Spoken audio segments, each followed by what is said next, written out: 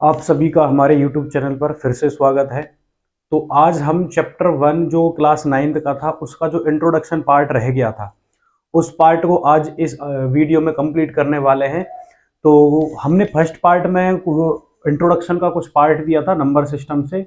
उसमें even odd rational irrational और whole natural numbers के बारे में बताया था। तो इसके बाद इस टॉपिक को हम थोड़ा और आगे की तरफ ले जाते हैं। तो चलिए स्टार्ट करते हैं। देखिए तो इसके बाद सबसे पहले हम पढ़ते हैं इंटीजर। इंटीजर्स तो इंटीजर्स z इसका सिंबल होता है। अब इंटीजर्स जो होता है वो टू टाइप्स का होता है, negative and positive. Negative and positive. Positive तो ये टू टाइप्स का हमारा इंटीजर होता है। अच्छा, टू टाइप्स का होने के बाद इसमें कुछ नंबर भी होंगे। फिर कैसे नंबर? एग्जांपल टाइप से जैसे मैंने नंबर लिए, नेगेटिव वाले में नेगेटिव वाले नंबर्स काउंट होते हैं एंड पॉजिटिव वाले में पॉजिटिव नंबर्स काउंट होते हैं। अब उसके बाद रह गया जीरो, क्योंकि एक जीरो भी हम नंबर काउंट कर सकते हैं या डिजिट कह सकते हैं। अब इसमें जीरो नेगेटिव या पॉजिटिव में से किस में काउंट होता है? सबसे बड़ी बात ये होती है, क्योंकि क्योंकि इंटीजर टू टाइप्स का है, नेगेटिव एंड पॉजिटिव। नेगेटिव वाले में नेगेटिव नंबर्स आ गए, पॉजिटिव वाले में पॉजिटिव नंबर आ गए। तो अब इसमें कौन सा रह गया? जीरो रह गया। जीरो कहाँ इंक्लूड होगा?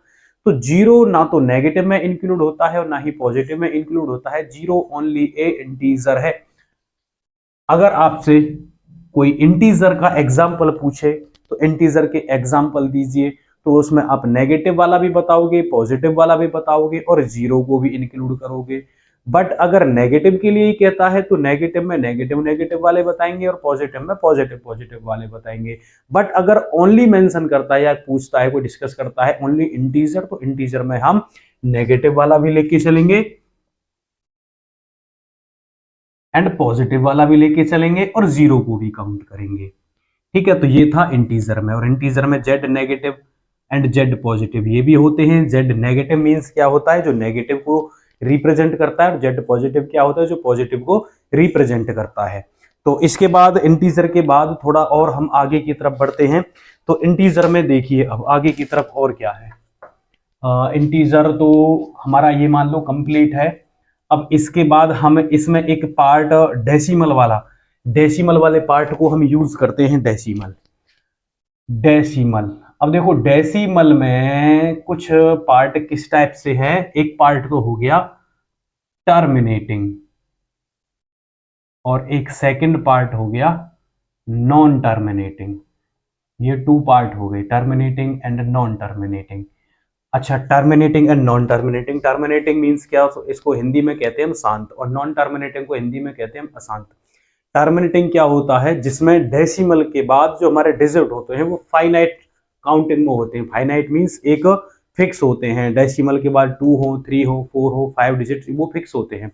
नॉन टर्मिनेटिंग क्या होता है? नॉन टर्मिनेटिंग में डेसिमल के बाद वो क्या होता है? एक फिक्स नहीं है। अब कैसे फिक्स नहीं है? सबसे पहले देखो टर्मिनेटिंग का एग्जांपल देता हूं मैं। टर्मिनेटिंग को और हम दूसरी भाषा में क्या कह सकते हैं हम, कि कोई भी हमारे पास फ्रैक्शन गिवन है, उस फ्रैक्शन में डेनोमिनेटर से न्यूमरेटर कंप्लीट डिवाइड हो गया तो वो क्या होता है? हमारे पास टर्मिनेटिंग होता है। और नॉन टर्मिनेटिंग क्या होता है? किसी भी फ्रैक्शन में डेनोमिनेटर से न्यूमरेटर अगर कंप्लीट डिवाइड नहीं हो रहा है, यानी वो रिपीटिंग में चल रहा है। जैसे एग्जांपल मैंने क्या ले लिया? 4.25। अब इसमें देखो ये डेसिमल है, इस डेसिमल के बाद how many digits? Only 2 digits. अब 2 डिजिट्स हो रहे हैं तो फिक्स हमें फाइनाइट काउंटिंग में डिजिट मिले हुए हैं, तो ये किस में आएगा? एक टर्मिनेटिंग काउंटिंग में आएगा।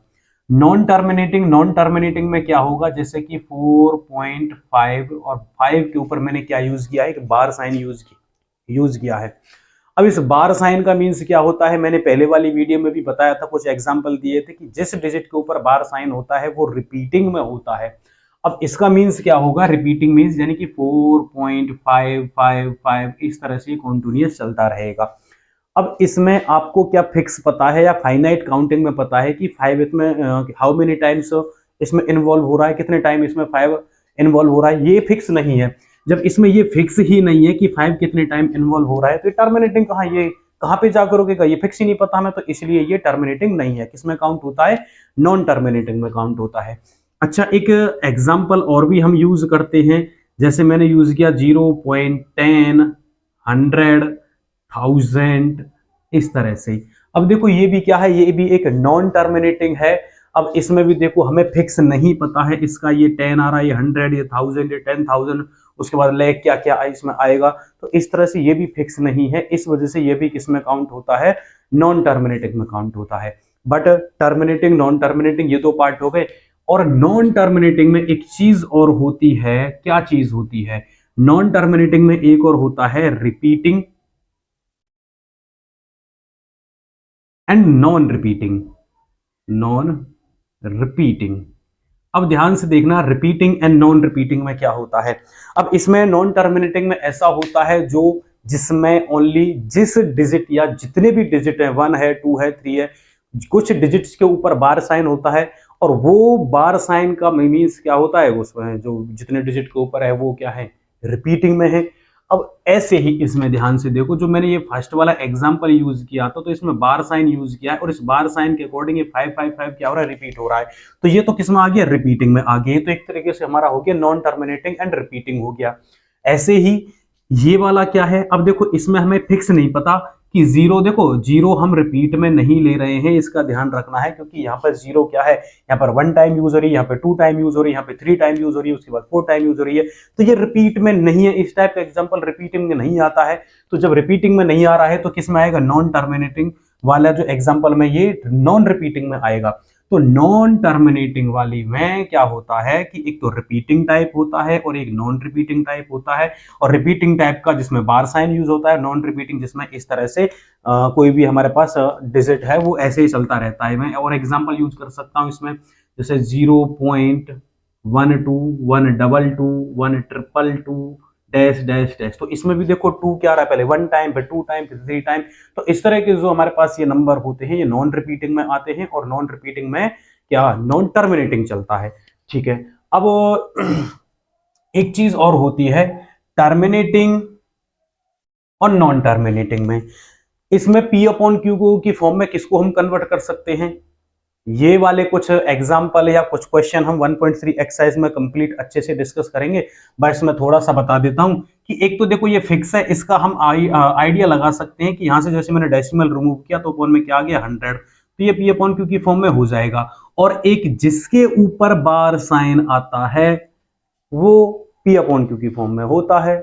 अब जिसके ऊपर बार साइन आ गया वो P अपॉन क्यू की फॉर्म में हो गया, तो यानी इसको हम P अपॉन क्यू की फॉर्म में कर सकते हैं, किस वाले को, रिपीटिंग वाले को। बट जो नॉन रिपीटिंग होता है, नॉन टर्मिनेटिंग में नॉन रिपीटिंग होता है, उसको हम P अपॉन क्यू की फॉर्म में रिटर्न नहीं कर सकते हैं। ठीक है जी। अच्छा, अब इस वाले में, रिपीटिंग वाले में, रिपीटिंग, अब इस रिपीटिंग में इसके भी कुछ मैं टाइप्स ले रहा हूं। नंबर फर्स्ट, मैं पहले इसको इरेज कर देता हूं, ये मे बी सभी का क्लियर हो गया होगा। तो उसके बाद, तो इसके बाद देखिए नॉन टर्मिनेटिंग में कुछ टाइप्स हैं। नॉन टर्मिनेटिंग, अब नॉन टर्मिनेटिंग में एक रिपीटिंग आता है, रिपीटिंग। इस रिपीटिंग में 2 टाइप्स में यूज कर रहा हूं, देखो 2 टाइप्स क्या है। नंबर फर्स्ट ले लिया मैंने, प्योर रिकरिंग डेसिमल, ठीक है। और सेकंड वाला ले लिया मैंने, मिक्स्ड रिकरिंग डेसिमल्स। तो अब ध्यान से देखिए, इसमें नॉन टर्मिनेटिंग में डेसिमल पार्ट मैंने कुछ यूज किया है, और नॉन टर्मिनेटिंग में भी कौन सा यूज किया, मैंने रिपीटिंग यूज किया है। अब इस रिपीटिंग के भी 2 टाइप्स हो गए, pure recurring decimal and mixed recurring decimal. तो इन दोनों टाइप्स को देखिए, सब क्या है ये दोनों टाइप्स। तो नंबर फर्स्ट वाला हमारा जो टाइप है प्योर रिकरिंग डेसिमल, इसमें क्या है, प्योर रिकरिंग डेसिमल में, तो प्योर रिकरिंग डेसिमल में क्या होता है, किसी भी नंबर में डेसिमल के बाद जितने भी डिजिट होते हैं सभी के ऊपर बार साइन यूज होता है, तो उसको क्या कहते हैं, हम प्योर रिकरिंग डेसिमल कहते हैं।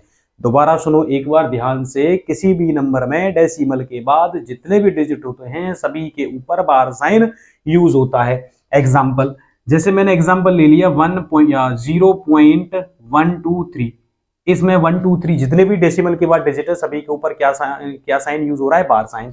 और एग्जाम्पल ले लो बेशक 1.4125, 2.05। तो इसमें ध्यान से देखो क्या कॉमन बात है, एक कॉमन बात ये है बस, डेसिमल के बाद जितने भी डिजिट्स हैं सभी के ऊपर बार साइन यूज हो रहा है। ठीक है जी। मिक्स्ड रिकरिंग डेसिमल क्या होता है?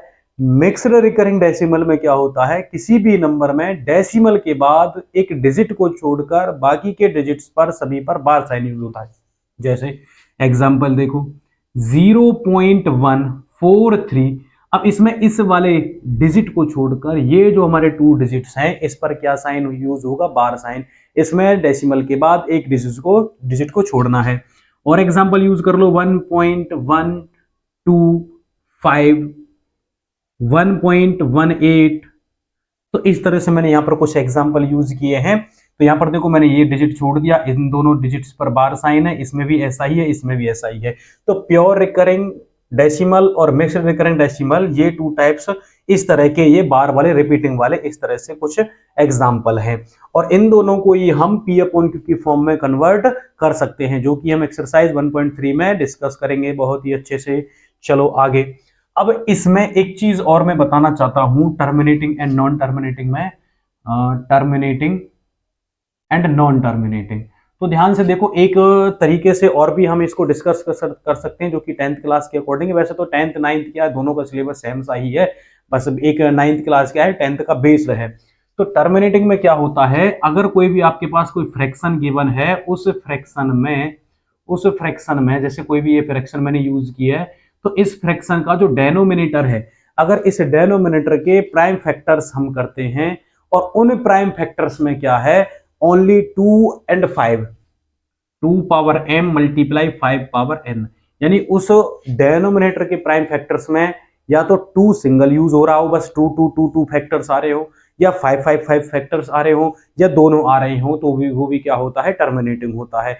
अगर 2 भी आ रहा है, 5 भी आ रहा है, और उसके अलावा इन दोनों के अलावा और भी कोई डिजिट यूज हो रहा है, और भी कोई नंबर यूज हो रहा है, तो वो नॉन टर्मिनेटिंग में काउंट होता है। तो ये एक थोड़ा सा ब्रीफ इंट्रोडक्शन था चैप्टर 1 का। तो उम्मीद करता हूं कि सभी की ये चैप्टर फर्स्ट का इंट्रोडक्शन समझ आया होगा। वैसे तो मैंने ज्यादा से ज्यादा इसमें डाउट क्लियर किए हैं। अगर अब भी एक कोई डाउट रह जाता है तो उसको आप हमें कमेंट्स करके बता सकते हैं।